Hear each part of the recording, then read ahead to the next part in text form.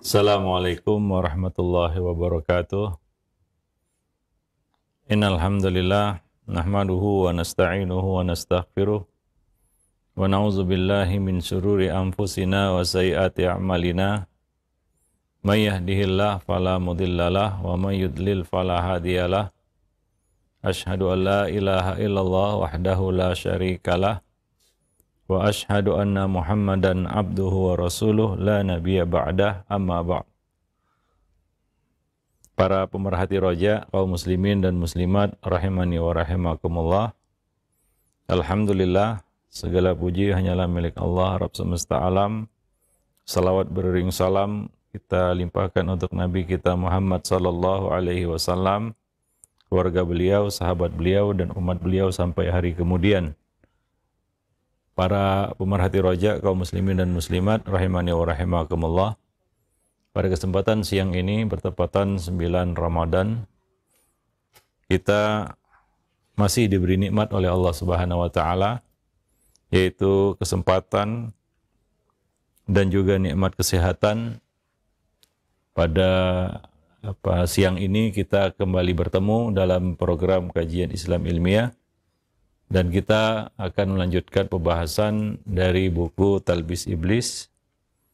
Ya, pada kesempatan siang ini kita lanjutkan, yaitu Talbis Iblis atas ahli ibadah dalam perkara niat, ya, terutama ya niat puasa, ya, tujuan ataupun keikhlasan di dalam mengerjakan ibadah puasa. Dalam sebuah hadis qudsi, Nabi berkata, Allah berkata, as-sawmu li wa ana ajzi bihi. Puasa itu untukku dan aku yang langsung membalasnya. Artinya, puasa atau tidaknya seseorang hanya Allah yang tahu sebenarnya. Boleh jadi seorang itu buka diam-diam istilahnya. Nggak ada orang yang tahu bahwa sebenarnya dia tidak berpuasa, tapi seolah-olah berpuasa. Jadi puasa itu adalah untuk Allah. Kita lakukan lillah. Ya, tahu atau tidak tahu manusia. Ya. Kita tujukan lillah karena hanya Allah yang akan memberikan balasan dari ibadah puasa itu. Itu keagungan ibadah puasa. Namun walaupun demikian, setan juga tidak tinggal diam. Iblis dan bala tentaranya tidak tinggal diam untuk merusak ibadah puasa seseorang dari sisi niat, ya, sehingga melencenglah niatnya, keluar dari keikhlasan tanpa dia sadari, ya. Salah satunya ini dibeberkan oleh Ibnul Jauzi di dalam kitab Talbis Iblis ini, ya. Mungkin seseorang tidak menduga bahwa dia jatuh dalam riya dari arah yang tidak dia duga, tidak dia sangka-sangka. Ya, di antara talbis iblis ya di dalam bab ini adalah banyak ya orang-orang yang dikenal dengan sebuah ibadah, termasuk puasa. Dia selalu mengerjakan ibadah itu. Ya, dia selalu mengerjakan ibadah itu. Dan dia juga tahu bahwa orang-orang mengenal dirinya dengan ibadah tersebut. Wah, si fulan sering berpuasa, ahli siam, ya, atau ibadah-ibadah yang lain. Ya, dan mungkin mereka akan mengira bahwa si fulan tidak pernah meninggalkan ibadah tersebut.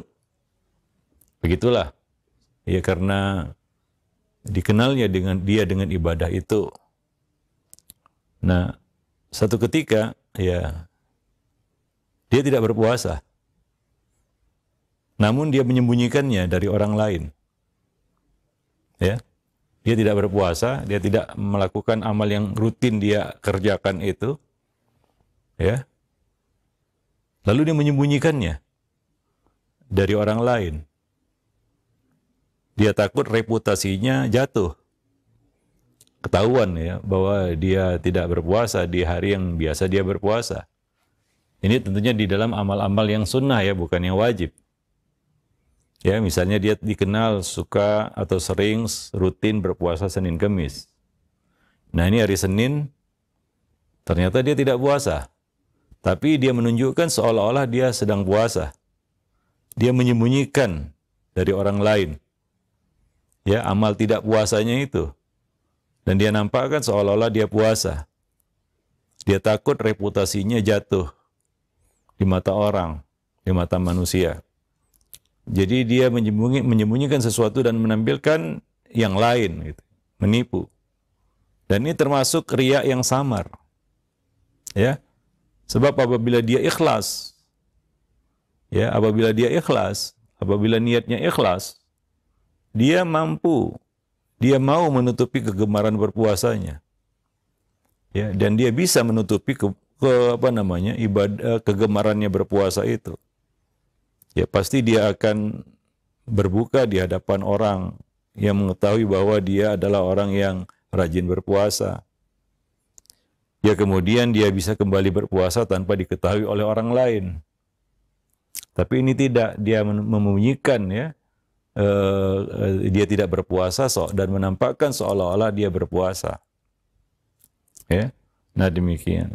Hanya karena takut reputasinya jatuh ataupun jatuh dalam pandangan manusia.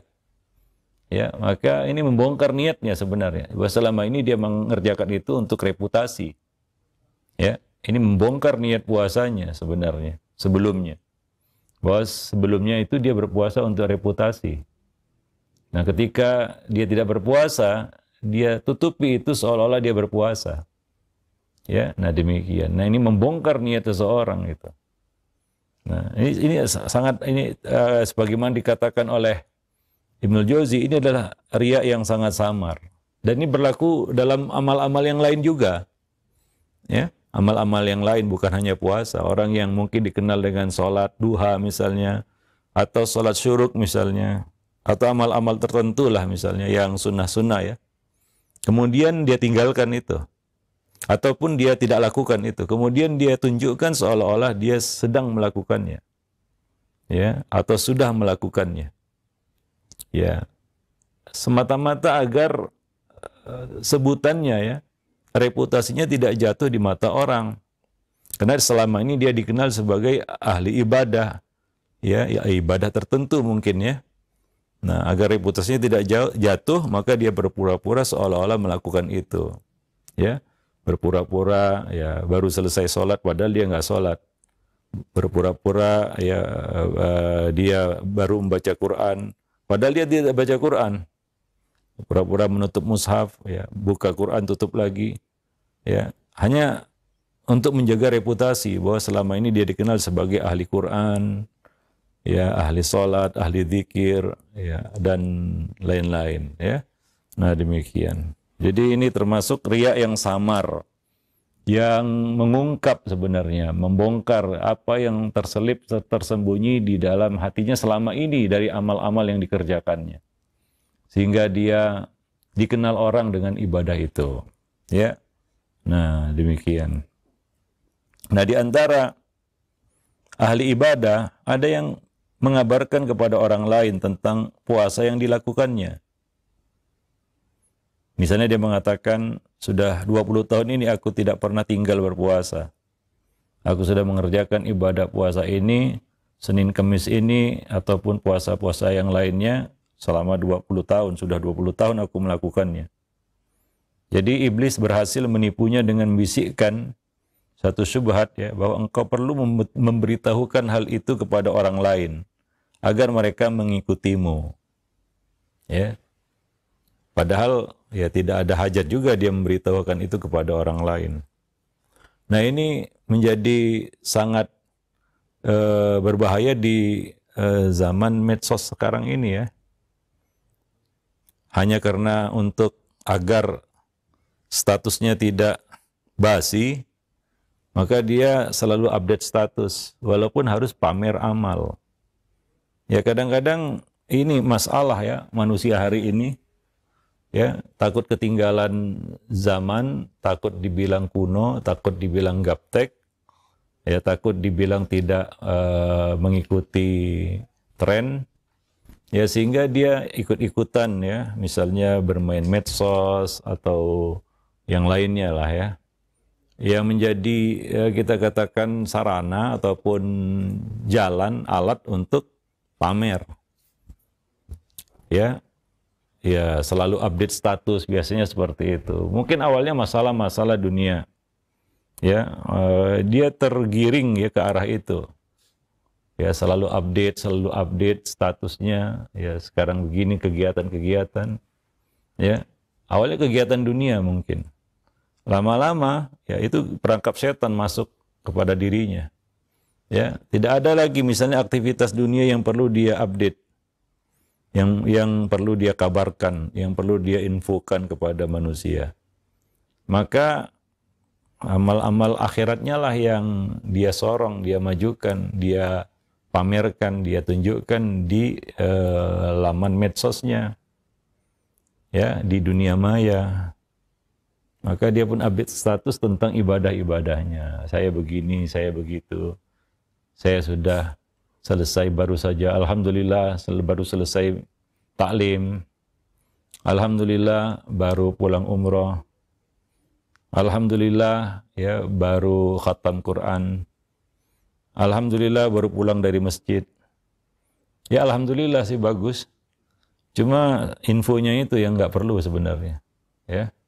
Nah ini bisa menggeser hati kita, ya bergeser niat kita, menggoyahkan hati kita, sehingga keikhlasan itu berubah menjadi riya, ya, menjadi sum'ah. Apalagi ya dibisiki, ya tujuan kamu kan untuk agar orang lain mengikutimu, ya. Ya kadang-kadang juga itu sekedar bisikan setan aja supaya dia mau pamer ibadahnya, ya, mau pamer ibadahnya. Ya karena ada orang-orang yang apabila dia kabarkan itu orang lain ikut.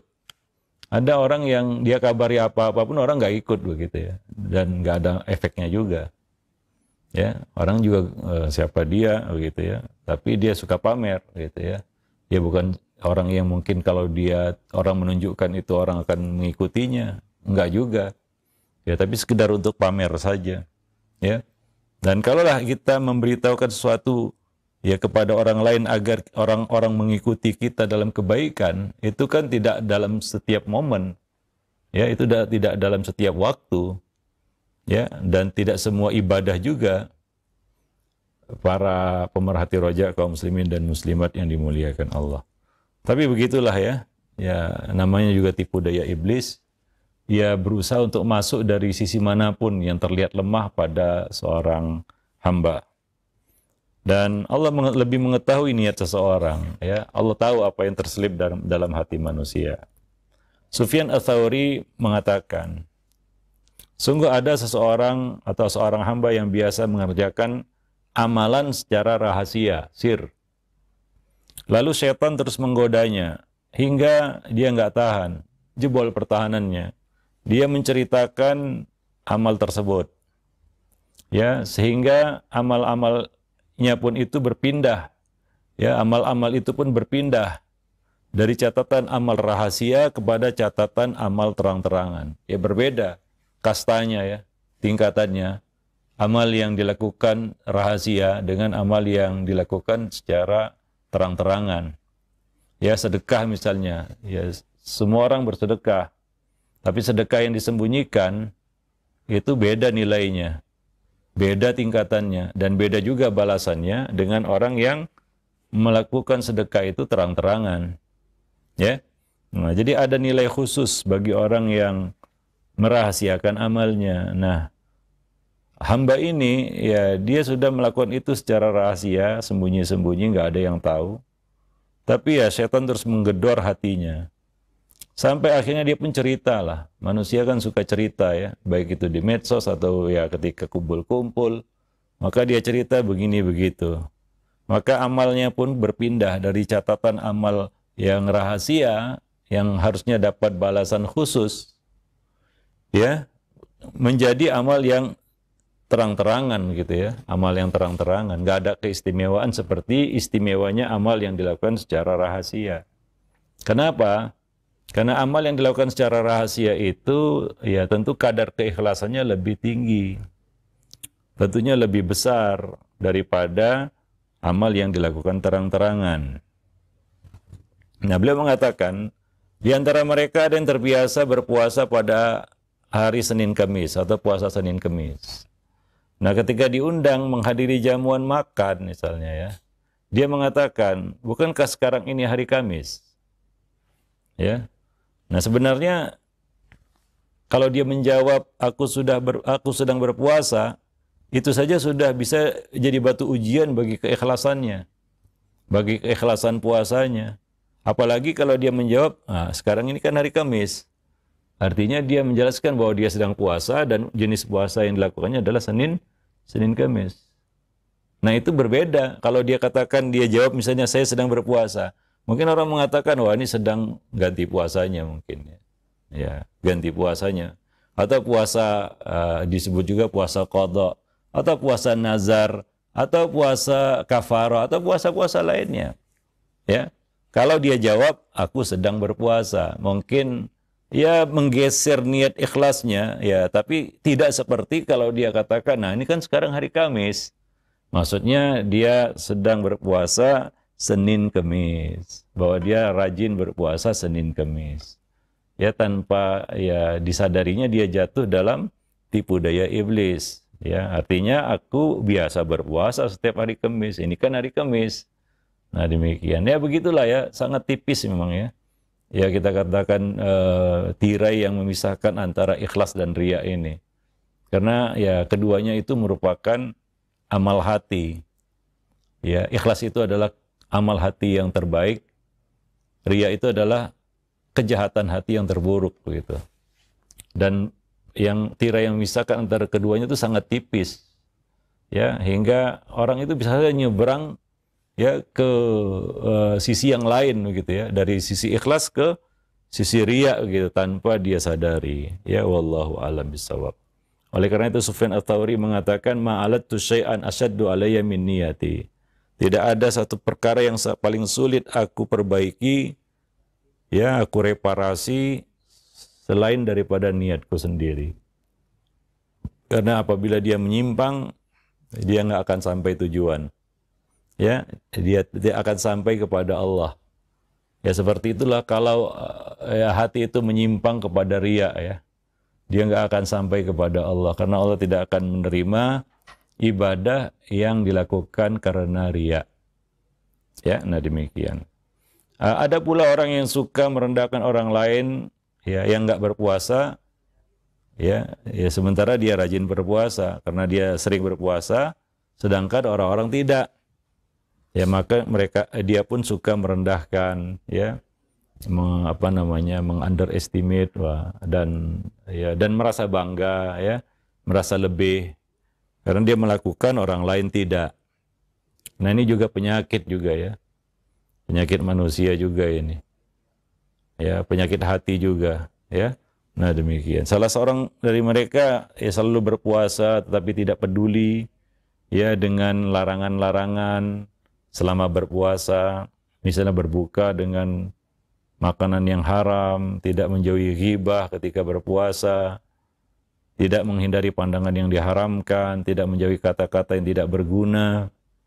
Iblis telah menipunya dengan membisikkan kepada mereka, puasamu akan menghapus hukuman atau hukuman sanksi atas dirimu. Ya, nah demikian. Ya tentunya ya di sana ada pembatal puasa, ya, makan, minum, berhubungan intim di siang hari di bulan Ramadan, ya, beberapa pembatal puasa lainnya, ya.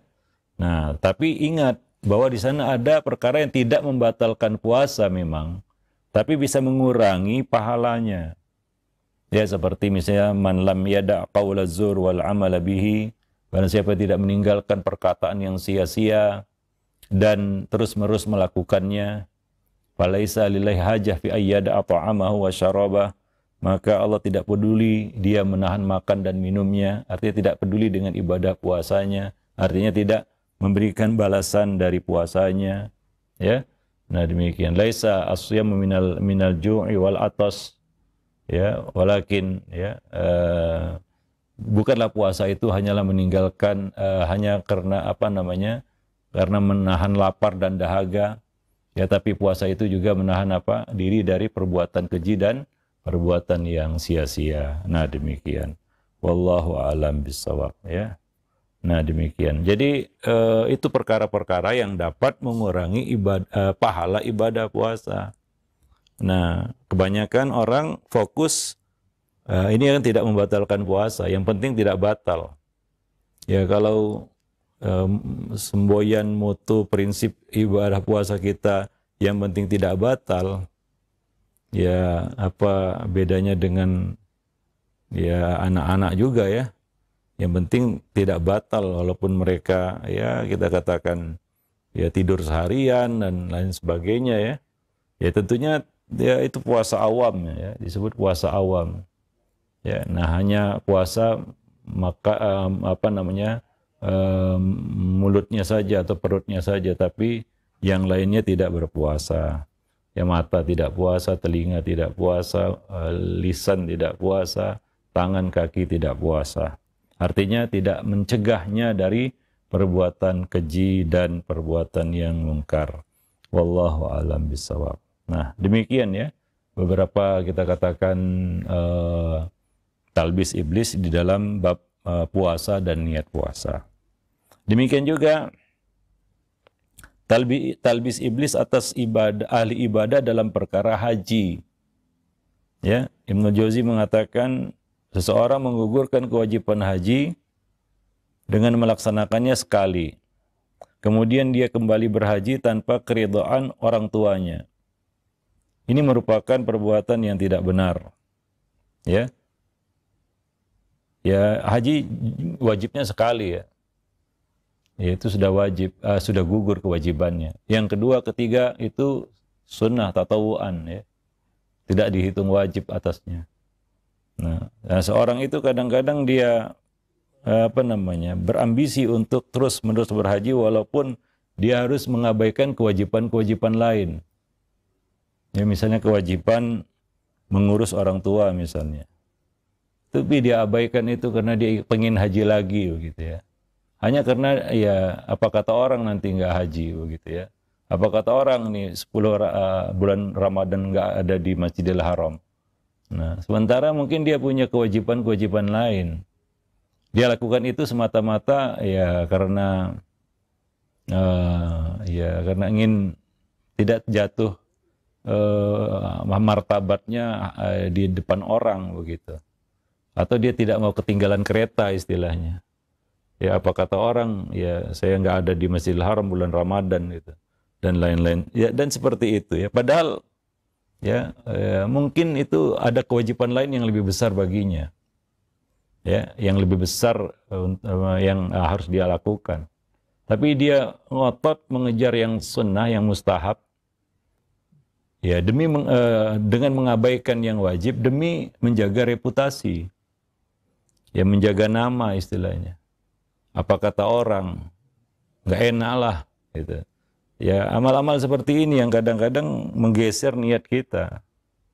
Ya, ada lagi seorang yang berhaji dalam keadaan masih menanggung hutang. Ya, sementara dia harus mengembalikan hak orang lain itu. Ya, nah demikian. Ya, kalau dia punya hutang, dia bayar dulu hutangnya. Sisanya kalau masih ada baru berangkat haji. Ya, nah demikian. Karena haji itu Allah mengatakan man istata'a ilaihi sabila, bagi yang Allah mudah baginya untuk melakukan perjalanan ke sana. Ya. Nah, sementara dalam bab membayar hutang enggak ada kata-kata jika kamu mampu melakukannya begitu ya. Ya, jika kamu mampu melakukannya enggak. Ya. Wajib kita bayar hutang itu. Terlepas kita mampu nggak mampu begitu ya. Kita harus berusaha. Ya, misalnya mencicil gimana lah caranya supaya menunjukkan bahwasanya kita punya iktikad baik untuk melunasi hutang. Ya, bukan melari dari kewajiban membayar hutang. Anehnya dia masih berhutang, menanggung hutang, dia berkewajiban mengembalikan hak orang lain, tapi dia tetap ngotot berangkat ke tanah suci. Dia ngotot berangkat haji, gitu ya. Walaupun harus meninggalkan hutang di tanah air, begitu. Ya, padahal kalau hajinya itu wajib misalnya, itu juga dia nggak boleh melakukan itu. Ya, karena haji itu kan kalau mampu, kalau dia punya tanggungan hutang, artinya dia belum mampu untuk itu, dia lunasi dulu. Kalau dengan melunasi dia nggak bisa berangkat, artinya dia belum mampu berangkat. Kecuali dia lunasi, dia juga masih bisa berangkat. Ini kadang-kadang yang terjadi kalau dia lunasi hutang itu, dia nggak bisa berangkat. Kalau dia berangkat, dia tidak melunasi hutangnya. Dia pilih mana? Tetap berangkat haji, ini yang wajib ya. Haji yang wajib ya. Haji yang pertama lah kita katakan. Dia tetap berangkat haji dengan meninggalkan hutang, ya, atau dia bayar hutang, ya dia harus tetap di tanah air tidak berangkat haji. Mungkin nunggu tahun depan atau tahun-tahun berikutnya. Apabila dia ini istata ilaihi sabila, jika dia mampu melakukan perjalanan ke sana. Nah, banyak orang yang justru ngotot berangkat haji walaupun dia meninggalkan hutang. Lalu dia berkata, nanti kan kalau sudah pulang ke tanah air bisa dibayar hutangnya. Ya, pergi dulu ke sana minta doa sama Allah supaya dikasih rezeki katanya ya. Ya, dikasih rezeki, nanti pulang bayar hutang katanya. Gitu. Ternyata pulang bukan dapat rezeki, dia bukan bawa rezeki, bawa mati dia. Ya, pulang tinggal nama gitu. Ya, ternyata Allah cabut nyawanya di sana gitu, atau di dalam perjalanan nggak tahu ya. Ya, kita nggak tahu. Wa ma tadri nafsun bi ayyi ardin tamut, tidak ada satu orang pun yang tahu di mana dia akan mati. Nah, banyak orang yang punya prinsip seperti itu. Wah, pergi aja.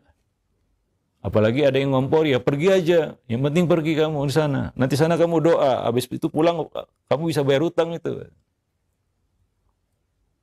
Iya, kalau dia pulang dengan selamat gitu. Siapa yang jamin dia pulang dengan selamat gitu? Kalau pulang tinggal nama bagaimana? Ya, masalah hutang mungkin masalah yang sangat disepelekan. Ya, bagi manusia, bagi orang-orang. Ya, nah demikian. Ya, sehingga kadang-kadang nggak peduli itu ya, tentang hutang ini. Ya, nah demikian. Jadi yang benar gimana? Ya dia lunasi hutang itu. Kalau masih dia bisa berangkat, ya berangkat. Kalau tidak, ya dia masuk dalam kategori belum mampu. Jangan dia paksakan. Karena kewajiban haji itu ada kaitannya dengan kemampuan, istita'ah. Adapun bayar hutang, itu nggak ada dikaitkan ya. Bayarlah hutang kalau mampu. Enggak. Itu hak orang yang harus kita lunasi, yang harus kita kembalikan, yang harus kita tunaikan. Ya, mampu nggak mampu. Ya, bagaimana caranya ya supaya kita bisa melunasi hutang itu. Ya, kalau tidak mampu ada kewajiban kita kepada yang memiliki piutang itu, misalnya minta penangguhan, ya lalu bagaimana ya itu kewajiban kita. Ya, apakah kita diberi penangguhan atau bagaimana caranya untuk melunasi? Ya, nah demikian. Nggak ada dikatakan dalam bayar utang jika mampu, jika nggak mampu nggak usah bayar. Nggak ada, ya. Nah demikian. Wallahu a'lam bishawab. Baik, karena masalah hutang itu berat. Seorang yang mati syahid aja tertahan karena hutangnya. Ada seorang penghuni surga yang tertahan di pintu surga karena punya hutang terhadap seorang dari penghuni neraka. Ya, bagaimana kita bisa menyepelekan masalah hutang gitu ya. Nabi tidak menyolatkan satu jenazah karena dia masih punya hutang. Ya, nah jadi itu bukan masalah ringan, tapi kadang-kadang disepelekan, ya. Nah lebih lagi, ya lebih parah lagi ini ya. Berangkat hajinya itu bukan wajib, itu yang wajib tadi ya. Yang wajib aja dia sebenarnya nggak boleh dia tetap berangkat, tetap ngotot berangkat sementara hutangnya masih menggantung di sini, ya, belum dia lunasi, ya. Nah demikian. Nah itu kalau misalnya hutangnya sudah jatuh tempo lah ya, kalau masih ada tempo ya itu. Coba lihat, dia pikir dulu, Ya misalnya 1 bulan lagi jatuh tempo, kalau dia berangkat kira-kira bisa nggak dia lunasi hutang itu? Dia harus berhitung di situ. Ya, artinya apa? Melunasi hutang harus jadi prioritas utamanya sebelum kewajiban yang lain begitu. Jadi dia harus meletakkan skala prioritas amal yang tepat, yang benar. Ya, nah demikian. Haji kan lebih dari 1 bulan misalnya. Sementara jatuh temponya tinggal 1 minggu. Gimana dia bisa bayar itu?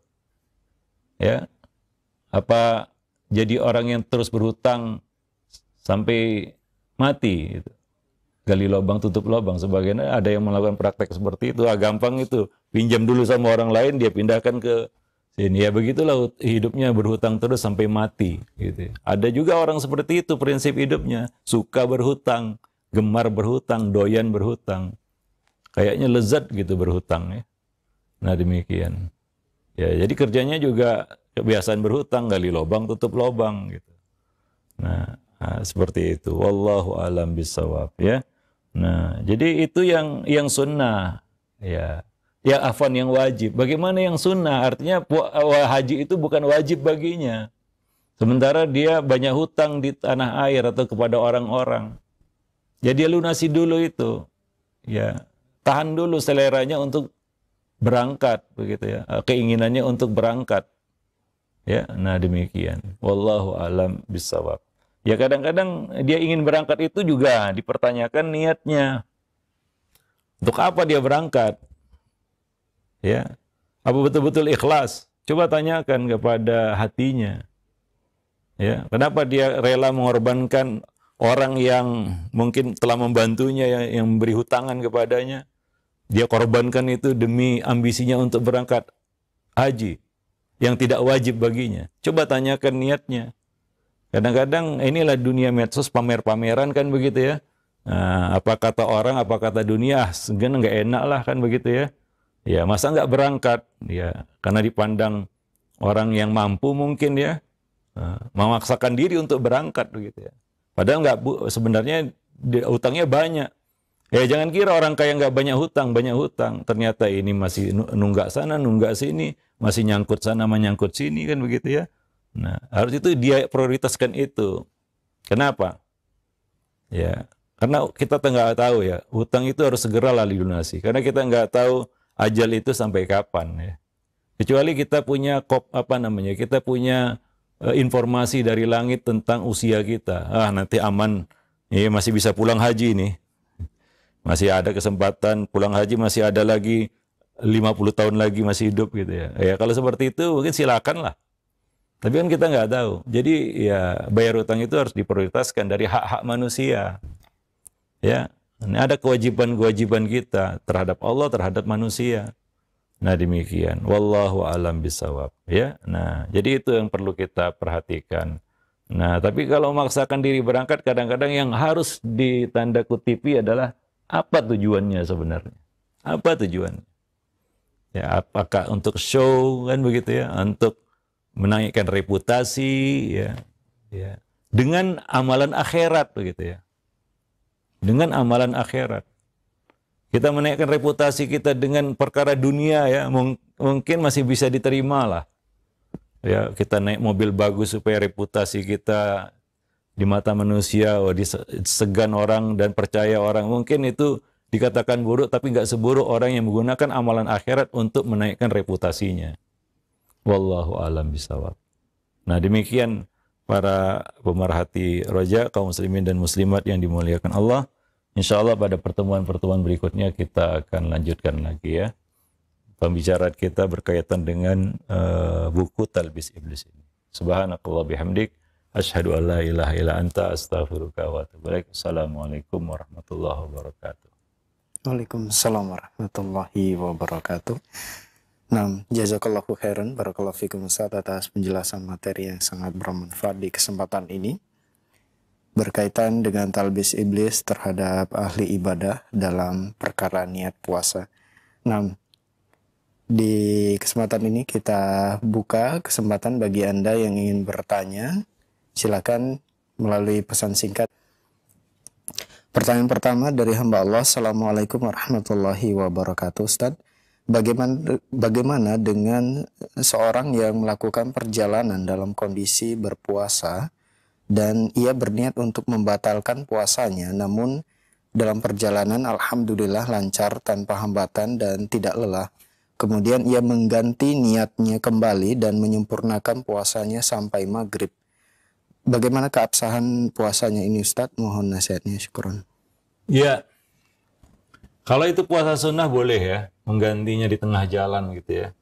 Sebelumnya nggak berpuasa, kemudian tiba-tiba di tengah jalan, di tengah perjalanan, di tengah waktu, wah ya puasa aja lah. Kalau puasa sunnah boleh, tapi kalau puasa wajib nggak boleh. Ya, karena malam yujmi'us siyama minal lail fala siyama lahu. Karena siapa yang tidak memasang niat dari malam atau dari sebelum ya dia memulai puasa, maka tidak ada puasa baginya ya. Ya sudah, ada keringanan baginya untuk berbuka dan tidak puasa. Man kana minkum maridan aw ala safarin. Ya dia termasuk orang yang diberi uzur untuk berbuka. Ya sudah, lanjutkan aja tidak puasa, nanti diganti di hari yang lain. Allah mengatakan fa'iddatun min ayamin ukhar. Ya, yaitu apa? Ganti di hari yang lain. Nah, demikian. Karena dia tidak ada niat puasa dari awal gitu ya. Nah, kalau itu puasa sunnah boleh. Ya. Nah, demikian. Puasa wajib enggak. Ya, enggak boleh seperti itu ya. Nah, demikian. Ya, silakan dia ganti nanti di hari yang lain ya. Safar itu berat. Ya, dan ada izin untuk berbuka. Ya, nah demikian. Ada izin. Walaupun kalau dia misalnya dari awal niatnya puasa, ini safar nih saya puasa aja lah, silakan. Tapi ya, kalau di tengah jalan dia kepayahan, dia dianjurkan berbuka. Ya, dia dianjurkan berbuka. Nabi mengatakan laisa minal bir asyamu fi safar. Tidak termasuk kebaikan ya berpuasa pada saat safar. Nah, itu ada asbabul wurudnya. Yaitu ketika orang-orang melihat ada seorang laki-laki yang kepayahan. Ya, kepayahan nih. Orang-orang hingga dibopong orang itu. Ya, orang-orang membopongnya begitu. Nabi bertanya, kenapa dia? Orang-orang menjawab, oh dia sedang puasa ya Rasulullah. Maka Nabi SAW berkata, laisa minal bir asyamu fi safar. Tidak termasuk kebaikan ya berpuasa pada saat bersafar kan begitu ya. Wah, ada yang mengatakan mungkin itu kan safar dahulu, naik onta, naik kuda, naik jalan kaki dan sebagainya. Sekarang beda. Ya, Nabi tidak mempersoalkan naik apa kita safar. Ayat juga mengatakan secara mutlak, maka ini jangan dikait-kaitkan dengan alat transportasi. Wah, saya kan dengan pesawat. Memangnya pesawat juga nggak tegang, lebih tegang naik pesawat daripada naik kuda. Ya, nah, ada sebagian orang yang naik pesawat itu keringat dingin dia. Ya, sampai mungkin di atas muntah-muntah dia. Ya, mungkin tepar dia kan gitu ya, mungkin pingsan lagi kan gitu ya. Jadi nggak bisa kita kaitkan itu dengan alat transportasi. Wah, ini kan nyaman. Ya, nah namanya safar itu Nabi menyebutkan as-safar qit'atun minal adab ya. Safar itu ya bagian dari adab gitu ya. Ada aja ya hal-hal yang menyulitkan kita. Ya, nah demikian. Ya misalnya walaupun naik pesawat ternyata harus antri, delay misalnya. Wah, delay sampai 4 jam. Ya. Mungkin kita udah kesel, capek, letih pikiran, letih badan, mungkin lebih capek daripada jalan kaki mungkin. Iya, naik sepeda, safar naik sepeda, sepeda motor, naik mobil. Ya, nggak naik pesawat ya. Nah, demikian juga nggak bisa kita katakan safarnya kan naik mobil, baru sampai Cipali kena macet gitu ya, tahu rasa. Ini lalu dia, wah saya tetap puasa, mungkin itu berbahaya bagi dia. Kenapa? Ya mungkin ya kalau sebagai supir itu lebih berbahaya lagi. Mungkin dia kehilangan konsentrasi dan lain sebagainya. Safar itu nggak bisa dikatakan mudah. Maka itu hikmahnya ayat mengatakan, "Man kana minkum maridun aw ala safarin." Ya, aw ala safarin. Ya, safar itu berat gitu ya. Gimana apapun. Jadi jangan dikaitkan dengan alat transportasi gitu ya. Wah, ini kan nyaman, ini kan enak. Naik pesawat tidak selamanya kita punya pengalaman yang enak, kan begitu ya. Apalagi naik yang lain. Ya, nah demikian. Nah, jadi ada izin bagi dia untuk tidak berpuasa. Ya sudah, jalani itu. Apa yang kita pilih itu nggak salah dan bahkan Allah suka. hamba itu mengambil keringanan sebagaimana Allah suka hamba itu melakukan kewajiban. Ya. Kan begitu. Wallahu a'lam bishawab. Nah, jazakallah khairan, barakallahu fikum Ustaz atas jawaban yang disampaikan. Semoga bermanfaat untuk penanya dan kita semua yang menyimak. Masih pertanyaan melalui pesan singkat kembali dari hamba Allah. Assalamualaikum warahmatullahi wabarakatuh. Ustadz, apabila ada orang di masa lalu, masa mudanya, bahkan sampai punya anak, tidak melakukan ibadah sholat dan puasa wajib, masa tua sudah mulai sholat dan puasa, bagaimana dengan masa lalunya tersebut? Apakah sholat dan puasa harus dibayar, apa dikodo atau bagaimana Ustadz? Syukran. Iya, ini satu yang nggak mungkin dia lakukan juga ya. Nah, walaupun dia mau kan begitu ya. Nah, cukup baginya bertaubat ya.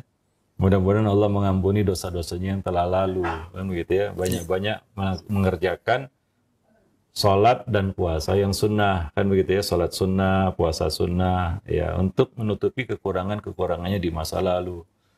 Tapi untuk mengqadha sholat dan puasanya yang lalu kan itu bisa dikatakan mustahil juga kan begitu ya. Tidak mungkin juga dia lakukan. Ya, tidak mungkin juga dia lakukan. Ya, dia pun juga nggak ingat mungkin udah berapa sholat dia tinggalkan, udah berapa puasa dia tinggalkan. Nah, ya cukup baginya bertaubat kepada Allah. Mudah-mudahan Allah mengampuni dosa-dosa yang telah lalu kan begitu ya. Sungguh-sungguh berpuasa, karena salah satu ganjaran puasa adalah ya ghufira lahu ma taqaddama min dzambi, diampuni dosa-dosa yang telah lalu. Demikian juga qiyam Ramadannya, dan jangan lupa qiyam Lailatul Qadar ya. Qiyam Lailatul Qadar ya. 3 perkara ini, siam, qiyam dan qiyam Lailatul Qadar, itu ganjarannya satu itu. Ghufira lahu ma taqaddama min dzambi, diampuni dosa-dosanya yang telah lalu. Ya, nah demikian. Ya tentunya ada perbedaan ya qiyam Ramadan dengan qiyam Lailatul Qadar. Ya, qiyam Lailatul Qadar itu tentunya durasinya lebih panjang ya. Ya, lamanya berdirinya juga lebih panjang, sholatnya juga lebih panjang kan begitu ya. Dan menghabiskan waktu yang tentunya panjang juga. Nggak seperti qiyam Ramadan. Ya, qiyam Ramadan mungkin habis sholat Isya kita qiyam paling 30 menit, 45 menit paling lama 1 jam kan begitu ya. Nah, tapi qiyam Lailatul Qadar Nabi melakukannya lebih panjang lagi ya. Nah, bahkan sampai sepertiga malam, sampai separuh malam, bahkan hampir sepenuh malam ya. Wallahu a'lam bishawab. Mudah-mudahan ghufira lahu ma taqaddama min dzambi. Baik, syukran wa jazakallahu khairan Ustaz atas jawabannya. Dan pertanyaan terakhir di kesempatan ini dari hamba Allah. Assalamualaikum warahmatullahi wabarakatuh. Ustaz, apakah keburukan-keburukan juga dilipat gandakan dosanya di bulan Ramadan sebagaimana dilipat gandakan kebaikan? Mohon nasihatnya Ustaz. Jazakallahu khairan. Iya, tidak ada dalil khusus ya tentang itu ya, bahwa dilipat gandakannya dosa di bulan Ramadan ya. Ya hanya saja ya kalau di tanah haram ya ada nasnya dari Al-Qur'an, wa man yurid fihi bilhan bidzulmin nudziqhu min adzabin alim ya. Yaitu di tanah haram ya, di Mekah, Madinah kan begitu ya, kita melakukan maksiat di situ nggak sama seperti kita lakukan di tempat lain, karena kehormatan tempat itu juga kan begitu ya. Nah, adapun di bulan Ramadan ya tentunya ini bulan yang dihormati ya. Ya, artinya kebangetan ya, keterlaluan lah seorang yang di bulan Ramadan seharusnya kebaikannya bertambah, ini justru apa? Dosanya yang bertambah. Ya, dosanya tidak seperti biasa, iya. Kenapa? Karena dia menyia-nyiakan waktu utama. Itu suatu kerugian. Ya, suatu sangat rugi. Ya, dia menyia-nyiakan waktu utama, yaitu waktu Ramadan. Untuk dapat ampunan, dia justru ya dapat dosa, gitu ya. Bulan di mana pintu sorga dibuka, dia justru menutupnya. Ya, atau dia tidak mau masukinya. Bulan di mana pintu neraka ditutup, dia justru membukanya, gitu ya. Nah, demikian. Wallahu alam. Dari sisi itu mungkin nggak sama seperti dosa-dosa di bulan yang lain. Ya, maka mungkin dia lebih parah daripada ahli maksiat yang justru libur di bulan Ramadan. Ya, ini ahli maksiat. Maka dia keadaannya, kalau dia melakukan itu, maka keadaannya lebih buruk daripada ahli maksiat itu. Ya, nah demikian. Wallahu a'lam bishawab. Ya. Nah, Jazakallah khairan Ustaz wa barakallahu fikum atas jawabannya, dan mungkin ada sebagai ikhtitam atau penutup, silakan Ustaz. Ya, mungkin ya mengingatkan kembali ya bahwa ini bulan Ramadan, ya hari ke-9, ya core of the core-nya Ramadan itu 10 malam terakhir. Ya. Nah, jangan lewatkan itu. Ya, jangan lewatkan. Persiapkan diri untuk menyambut itu. Ya, wallahu alam bisawab. Ya, jangan katakan, wah saya kan di tanah air bukan di Masjidil Haram, ya sama aja dimanapun, karena Lailatul Qadar itu kan turun bukan di Masjidil Haram saja ya, tapi di semua tempat ya. Nah demikian, wallahu alam bisawab. Baik, subhanakallah bihamdik, asyhadu an la ilaha illa anta, astaghfiruka wa atubu ilaik. Assalamualaikum warahmatullahi wabarakatuh.